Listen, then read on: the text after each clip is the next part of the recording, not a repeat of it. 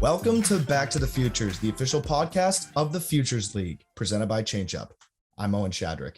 Thanks to everyone for tuning in. It is officially season 5 of Back to the Futures. Crazy that we are starting our 5th season here of this podcast. It's been an honor to be with you guys all the way. Let's recap a great opening weekend in the Futures League. And we got to start with the only team that remains undefeated here as of Tuesday, May 31st at 9:35 a.m. Westfield, the Westfield Starfires are 5-0. It doesn't look like they can be stopped right now, but right behind them are the Brockton Rocks at 3-1. Manny Ramirez Jr. is tearing the cover off the ball. Worcester also 3-1, tied with Brockton for second place, then followed by Vermont and the Bees at 2-3, and the Silver Knights, Norwich, and Pittsfield all at 1-3 or 1-4. It's been a great weekend. Memorial Day weekend never seems to disappoint in the Futures League. We have so much great baseball coming up for you. It was an honor for me to be at Dodd Stadium for their home opener last night. The Bees took down the Sea Unicorns 5-2. Great to talk with Brian Hart after the game, after his great performance. Folks, it's the best time of year. It's summer. It's baseball season. We love it here in the Futures League. On this episode, we have Devin Belenski, manager of the Norwich Sea Unicorns. He's been doing great things, not only in Norwich, but also for Yale and previously with UConn baseball.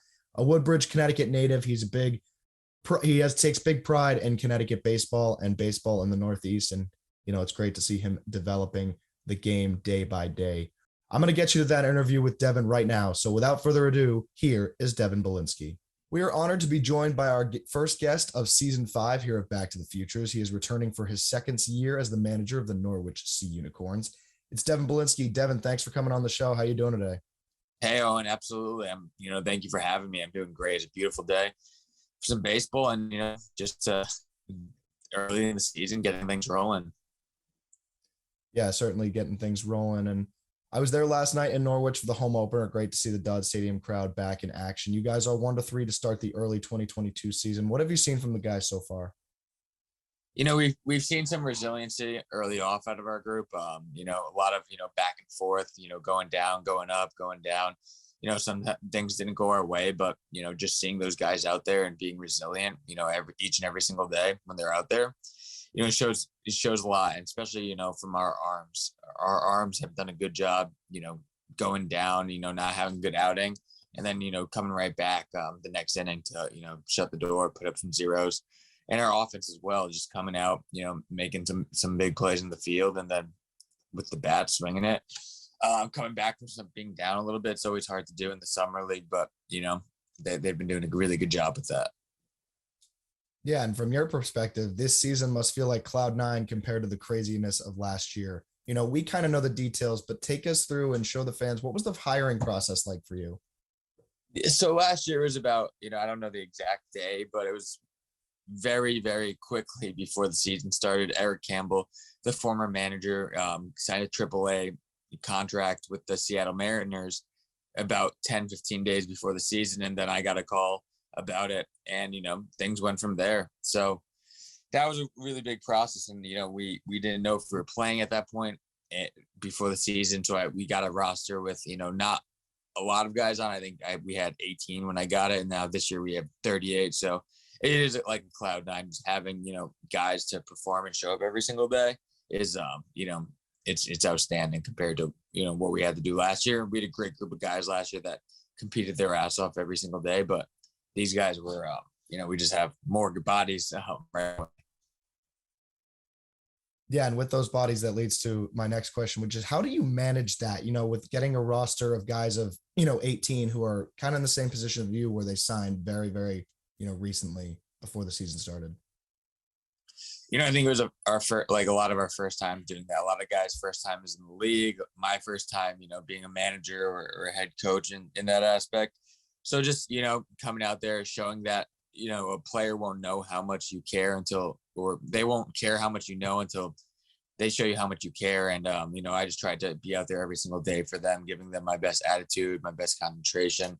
And just showing them that I want to be there, and showing up every day for them is what made a big difference, I think, from where our season could have went. It could have, I think, went worse than it did. But, we didn't have a great record, but I think overall we guys came out, they competed and did what they need to do every day. Yeah, with all the circumstances because everybody was kind of right in the fold at the end of last season. So it was good to see that, the Resiliency did indeed fare pretty well, decently-ish for you down there in Norwich. And so kind of overall assessment, first Futures League season, how did you feel in, coming out of August of 2021?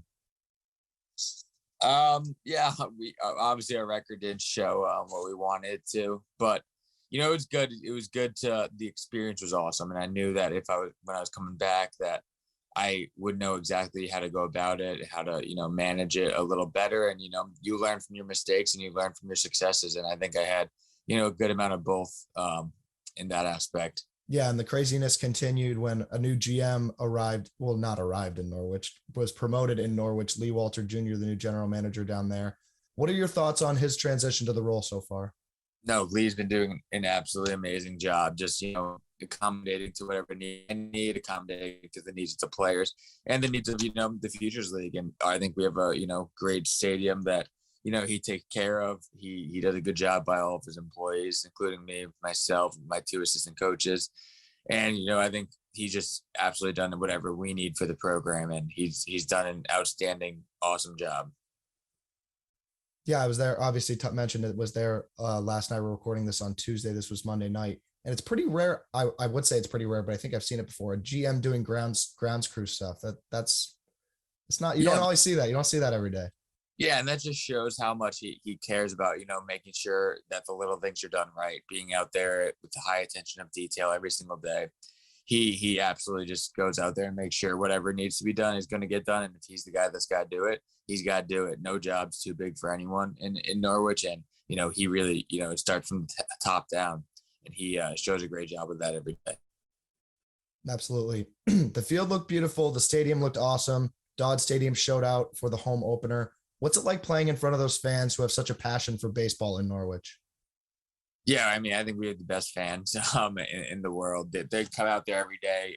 Who they come out there and enjoy watching baseball games and cheering for our guys. And you hear last year, the returners from last year got really big applaud from the crowd. And just I think that by the end of the year, they're going to start seeing the faces that they're going to see every day, and they're going to absolutely love being out there every day. And I think that the guys enjoy them. And I think it's the best stadium in the world. It's fun, it's magical out there, and we enjoy it. Our guys enjoy it. I enjoy it, and I know that my assistant coaches enjoy being out there and are humbled by being out there. Yeah, and you just mentioned you guys have a couple of returners coming back, including Hunter Yawarski, who we talked to in season 4 of the podcast. Do you think he A, should grow the hair back, and B, will grow the hair back? The hair. I don't know if he should grow it back, but I think he definitely will grow it back. I think especially in the long summer when you don't have a lot of time to get haircuts, I think you see the guys start to get a little gritty and a little rugged out there. So I think Hunter might be one of those guys where he just comes out, and by the end of the year, his hair will have a little bit of flow to it. Yeah, he'll get it back. He'll get it back. But in all seriousness, thoughts on him as a player? No, Hunter Yawarski's awesome. I mean, he's taking a big leadership role from someone that came back last year, and he's just he's a Norwich guy. He comes out there, he goes about his business the right way. The guys see that he's doing that and he's having success, so it really helps out getting those guys on the same page of putting in the extra work, doing the little attention to details and whatnot. So he's a stand-up guy, stand-up player, and a way better person than he's a player. But not saying he's not a great player, but that's just showing how of a person he is. Yeah, if you didn't explain that, I would have thought that he's a horrible player and a great person. Anyways, every time a Sea Unicorn comes on the podcast, we got to ask this question. What are your thoughts on the nickname for your team? Which one? The Sea Unicorns, being the Sea Unicorns. It's something that it's a league that, we want the fans to be engaged with, and something that engages from the youth. It engages with everyone. It's kind of unique. If any attention brought to a program, either good or bad, is, good publicity. And I think that's something that, I think we talk about there that, brings attention getter. I think our players love it. Our players' families love it. And I think the fans start to love it after they see what we have at the venue that we have going on over in Dodd Stadium. Yeah, Dodd Stadium, certainly great place to watch baseball, play baseball. I went there plenty of times when the Connecticut Tigers were the home team at that stadium. So it's good to see that baseball in Norwich has continued to thrive. Hold on, we'll get right back to the Futures, but first, we want to share a message from our friends at 78 Sports. Do you have kids playing baseball or softball? We all know practice time is limited, especially here in New England, not to mention the cost of lessons and cage time can add up very quickly. Save yourself time and money by giving your kids what they need to work on their game at home. Our friends at 78 Sports can help you put together the perfect at-home training setup. Whether you want to start small with just a tee and a net, or looking to set up a full cage with turf and a pitching machine, they have you covered. And I've used their stuff before. I've seen their facilities. They definitely cover everything. The team at 78 Sports design and install hundreds of at-home and commercial sports training facilities. So let them help you find the perfect setup for your space. Visit the 78 Sports website at 78sports.com. That's SEVENTY, the number 8, sports.com. For a limited time only, by just mentioning Back to the Futures, you'll receive a 10% discount off your order. That's SEVENTY, number 8, sports.com. Now, back to your regularly scheduled programming. We're going to transition here a little bit to more of your background. You're a volunteer assistant at Yale, it was your first year doing that this year. How was your first full year and spring with the Yale Bulldogs? Being at Yale, I keep saying a lot of places are the greatest places, and I'm just a super fortunate guy to, be a part of something that's, bigger than me. Yale baseball was an unreal experience. The coaching staff over there and each and every single player are, just an amazing top tier people in society. And then we also, just those guys are being around them and learning from them has, perpetuated myself in my career and who I want to be in my career by, way ahead of where I ever thought I could be. Yeah, and you talk about that. Prior to being at Yale, you were the director of player development and analytics for 2 years at UConn, helped them win the Big East regular season and tournament championships in 2021. What was it like being part of that run and their success? Yeah, like I just said again, that place is also something that's super special in my heart. I think that is one of the best coaching staffs in the country, if not the best, and they come out there every day with a great attitude. And, they know they're going to get their guys right. They do a good job with every single aspect of the program. It's a very buttoned up program. And I learned from, I think top tier people and then top tier coaches at UConn, those guys, and winning the Big East. Obviously they just won again in 2022. So that's something that they're just having a lot of success in their program. And hopefully I could, I learned from their what they did on the field, what they did off the field, and, kind of how they went about their business every single day. And that's something that I want to kind of uphold every single day, is what kind of those standards that UConn had. And, that's kind of where my foundation of my coaching life was in Stores. I actually just wrapped up going my master's there. So, Stores has a big place in my heart, and more than just, baseball, but the standards, the attention to detail, every single thing they do over there is a really good job. And I hope that I could, do something like that with my career. Yeah, it certainly seems like it's headed that way. Congratulations on your master's, by the way. Good. Thank you. Good stuff. And kind of a follow-up to that, we've got plenty of guys littered around the league from Yale, from UConn, from Connecticut baseball in general. What's your relationship like with them, where you're coaching them at, in the spring or in the past, and then you get to play with coach them or against them in the Futures League? Yeah, so I have a couple guys from UConn on my team, so that's really cool. Seeing one of the guys, Jackson Frigg. Now, I never had him when I was with UConn, but he I toured him around the campus at UConn when he committed, and I think he committed that day. So that was really cool. That I was bringing him back, into Norwich and into my life and his life, and being reconnecting in that way. Baseball, people say, is always unifying, and I couldn't agree more with that. And then a couple other are Yale guys, Jake Williams, Mick Kelly, Colin Shaw. They're all guys in the league that are awesome, players, awesome kids. They're really great guys. The Yale guys are all standout class acts, and I can't wait to go up against them. they're with the Bees. We haven't played them yet, but they're guys that we definitely want to, see. I want to see them and get out there as much as I can, and playing against them is going to be a really good experience, and seeing what they come to play show this summer. Yeah, it's certainly interesting being, whether it's in the press box or, in the dugout next to everybody, kind of seeing the relationships between opposing coaches and the players, and how everybody's always talking. There's always something to say for everybody on the field. So that's awesome. Absolutely. And reading up on you before this, obviously I had to do my extensive research. I was very intrigued by the role you played at UConn. You developed their first analytic team for UConn baseball, created a team of interns, took on numerous projects. Was this your idea? Kind of, how did this come to fruition, and what was the process of making this project a reality? Yeah, so that actually was my idea. It was kind of it just sparked. I actually met one of the professors in the parking lot walking down to an actuarial professor, Stephen Camilli, from walking down the parking lot of going to Gamble Pavilion to go to my office, and we just kind of talked. We exchanged cards. He actually commented on my briefcase. It was really funny how he met. He's just like, "Oh, I had a leather briefcase at the time." He's like, "Oh, I like your leather briefcase." We just talked on the way down, and we kind of set up a meeting time, and things happened from there. And the ball started to roll, and then we actually got these actuarial students credits for the time they put in for the analytics at UConn. So that was a really cool experience, and that started out of kind of nothing, and it's something big, and something that Hunter Broadbent, who took over my role as director of player development analytics, and he's doing an unreal job with that group and those interns, and continuing that internship of the actuarial students and UConn baseball analytics. So what, I guess, as a follow-up, what would these interns, like, what would be their day-to-day, I guess, responsibilities for being part of this this team?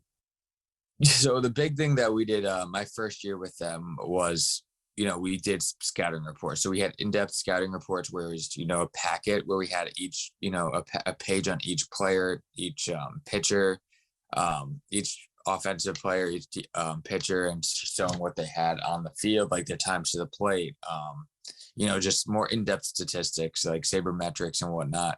So that's kind of the big thing that these guys generally went over every day. That was the big project that it did. So you had a page where it's like you actually had a spray chart that we used it from an application of Synergy. We downloaded that to that, and then we plugged in all their stats. Essentially had them on all the important stats that we want to look at for like a game day. And we had those available in the dugout. It's a lot. There's a lot of statistics on each player, and it's you learn from your success with them. You learn from. I think there's some things we could have adjusted from those packets and those scouting reports, but I think they overall are very helpful and useful for if you're studying a team before the game, and not really so much in the game. But there's also other things that just data entry, where we want to just plug in their statistics for the false, each of their teammates, their team average, the other teammates, and kind of just showing that where they are, where they stand compared to their peers is kind of a thing that we were able to do and utilize that we weren't able to do before. Yeah, and you hear it all over baseball, stats, data, all of this, data analytics, it's the future of the game. So that's awesome that you implemented that at UConn, and and now it's a continued thing even after you left. So that's awesome. Before we return to Back to the Futures, we want to share a message from our friends at Zorian Bat Company. Rob Zorian started the company, Zorian Bat Company, in 2003, literally out of the trunk of his car in Davie, Florida. Within 2 years, he was selling his wood bat line to Major League Baseball and continues to manufacture the highest grade wood bats for Little League all the way up to the majors. Rob Zorian, founder and president of Zorian, says, "I started the company in 2003 to service all baseball players in the United States and beyond. And after 19 years, our mission has not changed. We are very excited to have the opportunity to work with the Futures League and wish all of our players and coaches a healthy and successful season ahead. For more information about Zorian, visit their website, zorianbats.com. Zorian, America's baseball brand." Now, back to the Futures.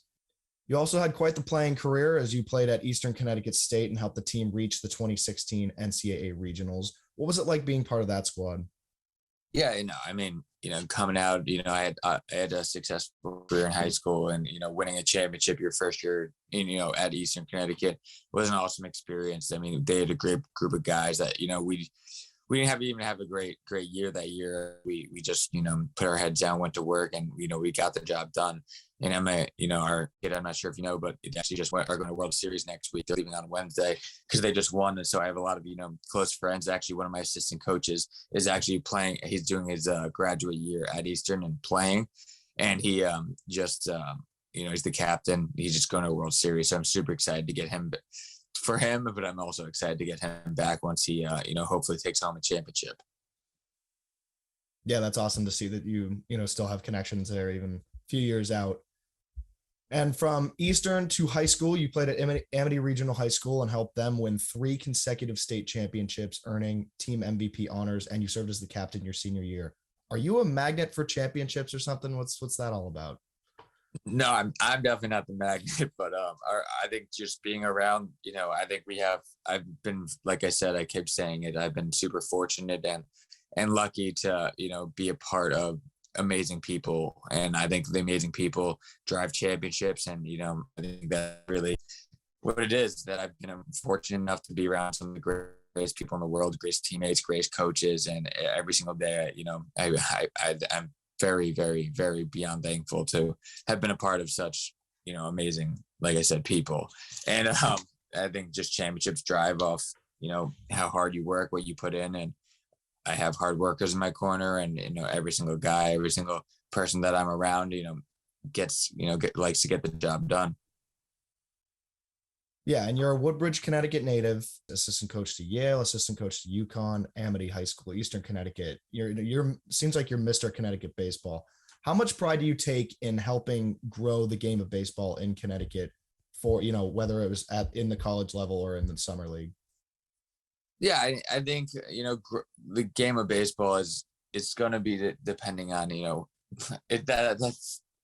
I think just baseball in general is, a little underrated. I think we have some very, very, very, very talented talent out here. And, we see, a lot of states guys staying at UConn now, especially in Connecticut. Baseball can be played and not just South. So keeping guys in Connecticut, keeping guys, playing in the Northeast and playing for the Northeast is something that I think is, really important. There's a lot of talent down South for sure, but I think that the talent up here is a little, underestimated in overall. And I think I've been saying that, Massachusetts, Connecticut, Maine, all the Vermont, New Hampshire, all these guys have, very, very good talent in their corners. And I think keeping them in, the Northeast is to play baseball and to play college and to perpetuate their career is actually very advantageous for them for the most part.